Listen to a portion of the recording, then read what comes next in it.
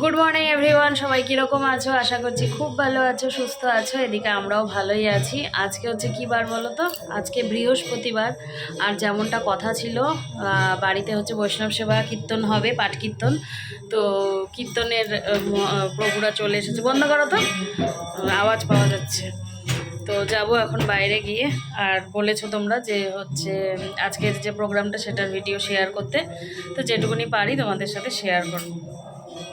মঠের প্রভুরা কিন্তু চলে এসেছে আর কীর্তন প্রায় শুরুও হয়ে গেছে। তো এই সময় মা আমাকে বলল কি, তিলক পড়বা? তা আমি বললাম যে হ্যাঁ পড়বো। এদিকে মেয়েও বলছে কি যে ঠাম্মি আমিও পড়বো। তো সেই জন্য এই যে মা হচ্ছে পড়িয়ে দিচ্ছে। তো তখনই আবার দেবলীনার বাবা ঘর থেকে বেরোচ্ছিল, তো ওকেও পড়িয়ে দিচ্ছে আর কি। তো সত্যি কথা বলতে খারাপ লাগে না জানো তো পড়তে। ইচ্ছে হলো মন থেকে একটা যে পড়ি। আগে পড়তে চাইতাম না, তখন ভাবতাম কি যে ইস মানুষে কি বলবে, মানুষে দেখে হয়তো হাসবে, কিন্তু না, এখন না একটা অন্য রকমই অনুভূতি হয় আর কি। তো সেই জন্যে মন থেকে এসেছে যে পড়বো। তো পরে মাকে বলাতে মা কিন্তু পড়িয়ে দিল। আর মা কিন্তু প্রায়ই পড়ে, মানে রোজই পড়ে আর কি। তিলক না দিলে তো আর হয় না। তো সেই জন্যে। আর এদিকে মায়ের গলায়ও দেখতে পাচ্ছ তুলসীর মালা রয়েছে। তো তুলসীর মালা আমাদেরও রয়েছে, তো তবে পরা হয় না। পরবো, কোনো এক সময় পরবো অবশ্যই। যাই হোক, এদিকে মা এখন আমাকে পরিয়ে দিচ্ছে, ওইদিকে দেবলীনার পড়া হয়ে গেছে। ১ম এই ওকে পরিয়ে দিয়েছে। তো সেই ভিডিওটাও আমি আবার করেছিলাম। তো পরে যখন এডিট করছি তখন দেখি আর পেলাম না। তো এই হচ্ছে এত বড় কি বলবো, মানে অনুষ্ঠান একটা এর আগে হয়েছিল, যেটা হচ্ছে গিয়ে দেবলীনার যখন অন্নপ্রাশন হয়, তখন আমাদের গুরুদেব যিনি আছেন তিনি কিন্তু স্বয়ং এসে বাড়িতে ভোগ করে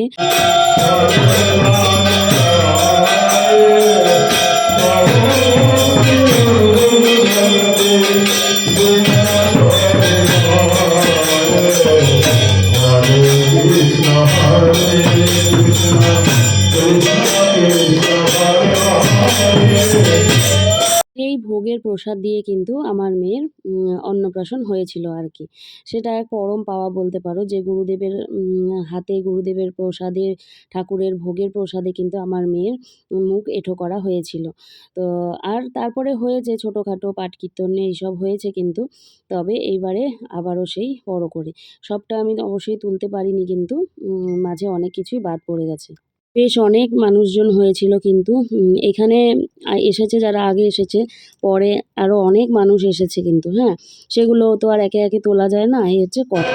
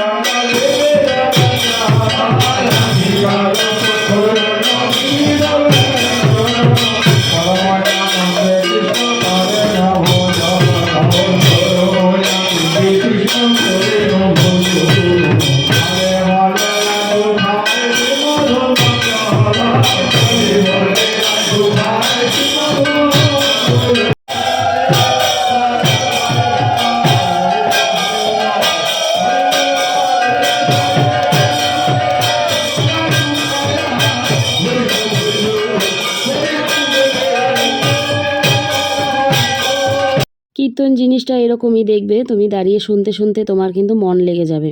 আর দ্বিতীয় কথা হচ্ছে তোমার একটা মানে তাল এসে যাবে কীর্তন করতে করতে, দেখবে এরকমই একটা জিনিস। যারা পছন্দ করে না তারাও কিন্তু পছন্দ মানে করতে শুরু করে আর কি।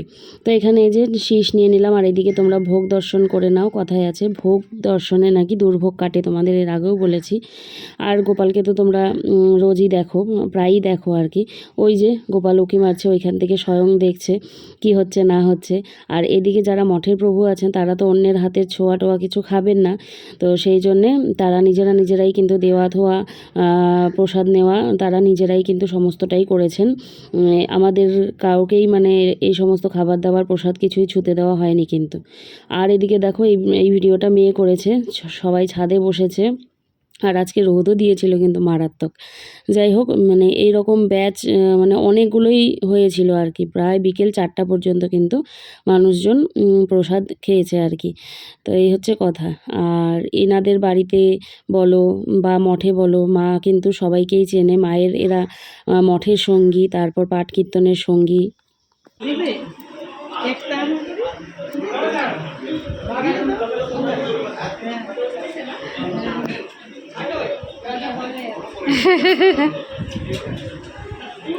মা আর রিয়া এসেছে, তবে অনেকটাই দেরি করে এসেছে, ততক্ষণে কিন্তু কীর্তন শেষ হয়ে গেছিলো।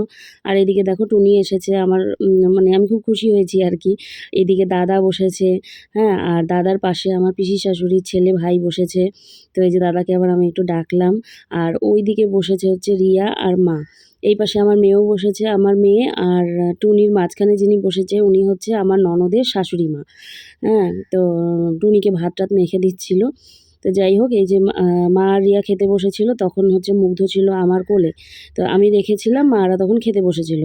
তারপরে পরের দিকে কিন্তু আমি এসে বসেছি, এই যে প্রায় শেষের দিকে বলাও ভুল, তখন আরও ছিল।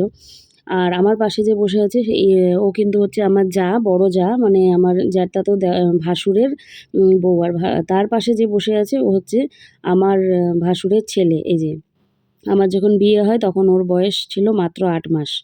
আর এখন দেখো কত বড় হয়ে গেছে। আর এই পাশে যিনি দেখতে পাচ্ছ শার্ট পরা, উনি হচ্ছে আমার মেঝো জেঠু শ্বশুর। আর বড় জেঠু শ্বশুর কিন্তু এখন আর নেই। তবে আমি বিয়ের পরে এসে পেয়েছি, অনেকগুলো বছরই পেয়েছি। সে আমাকে ভীষণ ভালোবাসতো। যাই হোক, কি বলবো আর, মনে পড়ে তার কথা। তো আমরা 2 জায়ে কিন্তু পাশাপাশি বসেছি। আর এদিকে রয়েছে ভাসুরের ছেলে। তো যাই হোক, প্রসাদ সমস্ত কিছুই খুব ভালো হয়েছে। সবাই বলেওছে যে প্রসাদ খুব ভালো হয়েছে আর কি। আর এমন রোদের মধ্যে না, আর যেহেতু প্রসাদ কিন্তু তোমরা আবার কেউ বলো না, কারণ আমি এক জায়গায় দেখেছিলাম যে বলছিল যে টেবিল চেয়ারও করতে পারেনি খাওয়া দাওয়ার বিষয়ে। তো ব্যাপারটা হলো প্রসাদ কিন্তু নিচে বসেই খেতে হয়। তো সেই জন্যেই নিচেই আয়োজন। তোমরা কোনো জায়গায় দেখবে না যে বৈষ্ণব সেবার প্রসাদ বা যে কোনো প্রসাদ টেবিল চেয়ারে বসে খাওয়া হয়। তো এইদিকে বাচ্চা কাচ্চারা সবাই খেলছিল, টিভি চলছিল। আর এইদিকে আমাদের হিরো খেলছিল, খাচ্ছিল, সরি।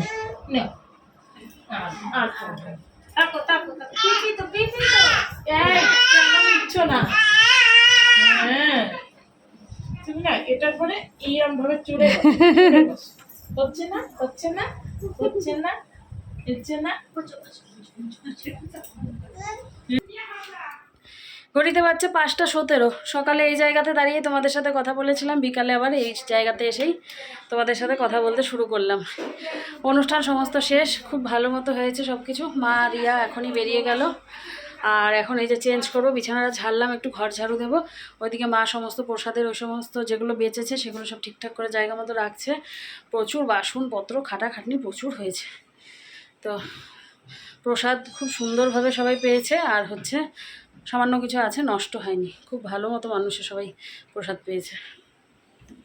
অনুষ্ঠানের শেষে দেখো এই যে পনিরের তরকারি, তারপরে কিছু কিছু সমস্ত রয়েছে। ডালটা এই দেখো 1 বালতি মতো ডাল রয়েছে। এদিকে অন্নও মানে বাড়ন্ত, এদিকে পুষ্প অন্ন রয়েছে, এদিকে পায়েস। মানে কোনো কিছুর কমও পড়েনি, আবার খুব একটা বেশিও হয়নি, জানো তো, সবাইকে দিয়ে থুয়ে। আর এদিকে রাত্রেবেলাও কিন্তু আমরা এই প্রসাদই খেয়েছিলাম। আর রান্নাবান্নার সেরকম কিছু হয়নি, তবে মা করেছিল গরম ভাত, যেহেতু পিসি ওরা ছিল আর কি, সেই জন্যে। দাঁড়াও, আমি বসি নাই তো এখনো। না, এই যে নুন চিনির জল নিয়ে আসলাম, আবারও মাথা ঘুরছে। প্রেশারটা মনে হয় আবার লো হয়েছে নাকি। এই নুন চিনি গুলে এখন জল খাবো। কটা বাজে দেখো, 5:30 6টা বাজে। সেই বিকেলের পর তোমাদের সাথে আর কথা বলতে আসাই হয়নি। ঘুমিয়ে পড়েছিলাম, ওর বাবাও ঘুমিয়ে পড়েছিল, আমিও ঘুমিয়ে পড়েছিলাম। হ্যাঁ, আর মেয়ে ছিল ওই ঘরে। তো যাই হোক, ঘুম থেকে উঠে ওর বাবা চা করলো, একটুখানি চা খেয়ে তারপর বেরোলাম ওই বাটি করে। তখন মা রিয়া তো এসেছিলো, তো তোমরা দেখেইছো, তো প্রসাদ নিয়ে যায়নি কিছু। তো আমি আবার 3 বাটি করে বেড়ে নিয়ে দিয়ে আসলাম। মুখ থেকে আদর টাদর করে দিয়ে আসলাম। ক্যামেরা আর অনই করা হয়নি, তোমাদের সাথে কথাও বলা হয়নি। কি বলবো আর আর এসে এই যে বসেছি টিভি দেখছিলাম। তো ওইদিকে সবার খাওয়া দাওয়া কমপ্লিট। পিসি শাশুড়ি এসছে। আমার ক্যামেরায় উঠেছে কিনা আমি জানি না, আমি মানে কি বলবো আর, কি ভিডিও হয়েছে না হয়েছে কিছুই জানি না। তো পিসি শাশুড়ি আর পিসি শাশুড়ির ছেলে দুজনা এসেছে, বাড়িতেই আছে, নিচের ঘরে শুয়েছে। তো মা বলেছে আবার যে কালকে মাছ রান্না করবো, মাছ খেয়ে তারপর যেও, কারণ থাকবেই না বলছিল, পিসাকে রেখে এসছে। তো পিসার আবার খাওয়া দাওয়ার অসুবিধা, কোথায় খাবে না খাবে। তো তাও বলা হলো, তো কালকে দুপুরে খাওয়া দাওয়া করে বেরিয়ে যাবে, এই হচ্ছে আপডেট, বুঝলে। তো এখন হচ্ছে আমরা খাওয়া দাওয়া করব, ওই পনিরের তরকারি প্রসাদ যা আছে এই সমস্ত দিয়েই খাওয়া দাওয়া করে নেব, হয়ে যাবে। আর তোমাদের আরেকটা জিনিস দেখাবো, কালকে তো ভ্লগ করিনি, ওই বাড়িতে গেছিলাম। তো ওই বাড়ি থেকে আসার পর দেখি, যখন তালা খুলেছি, তালা খুলে লাইট জ্বালিয়েছি, দেখি বিছানার ওপরে সারপ্রাইজ দিয়ে রেখেছে ওর বাবা। সারপ্রাইজটা হচ্ছে এই যে এটা, এই যে শাখাটা বানানো হয়ে গেছে, এই যে আজকে পরেও নিয়েছি, কীরকম হয়েছে তোমরা জানিও, ঠিক আছে। দাঁড়াও, ব্যাক ক্যামেরা দেখাচ্ছি, এই ফ্রন্ট ক্যামেরায় মনে হয় বোঝা যাচ্ছে না, দেখাচ্ছি দাঁড়াও। এই দেখো, এই হচ্ছে শাখাটা, কালকেই এনে দিয়েছিল রাত্রেবেলা, আজকে পরে নিয়েছি। তো কীরকম হয়েছে জানিও। এই যে আমার তো খুব পছন্দ হয়েছে, জানিও তোমাদের কীরকম লাগলো।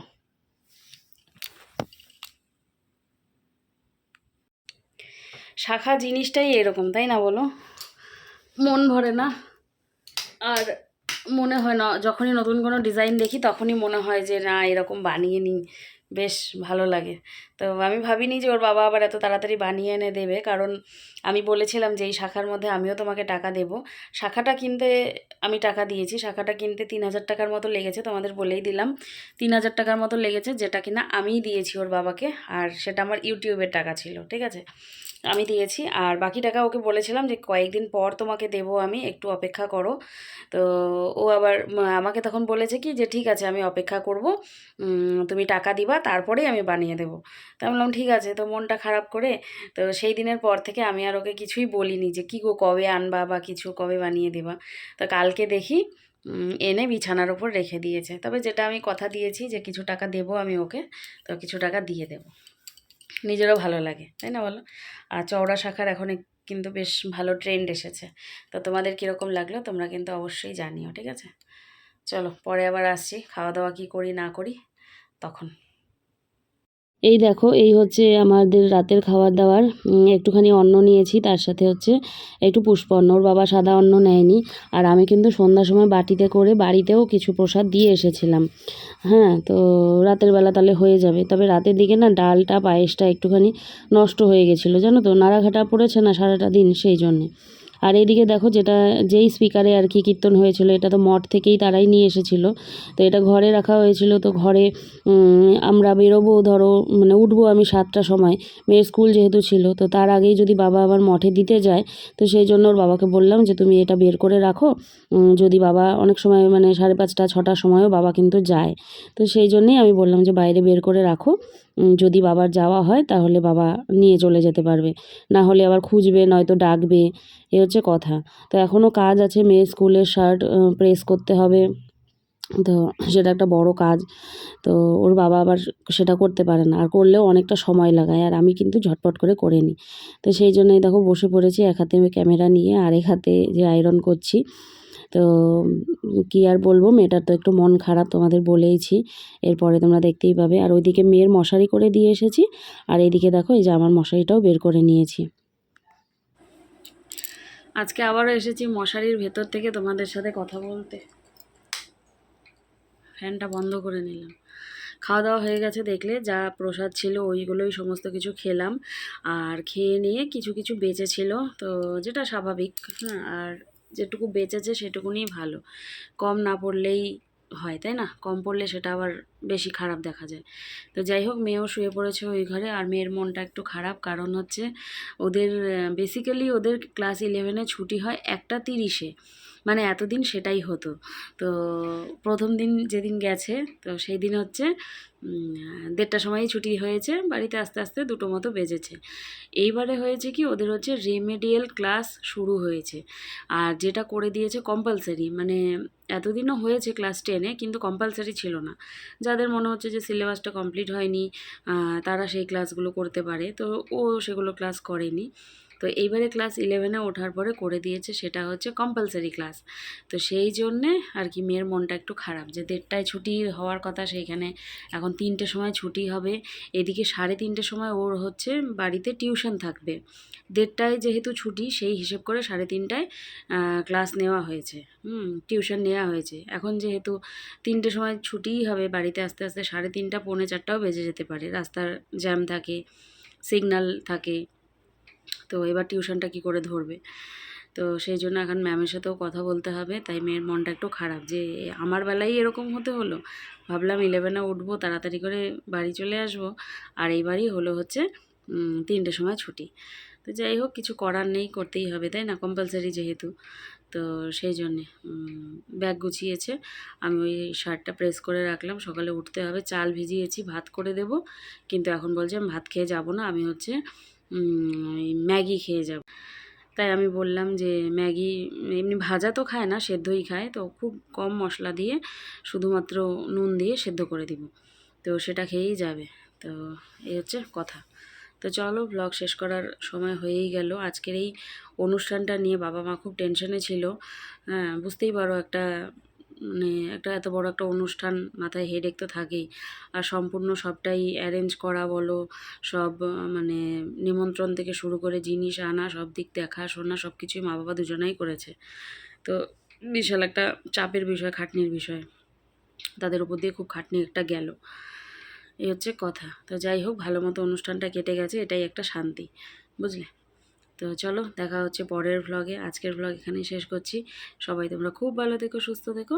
দেখা হচ্ছে আগামীকাল। চলো, আজকের জন্য টাটা, গুড নাইট।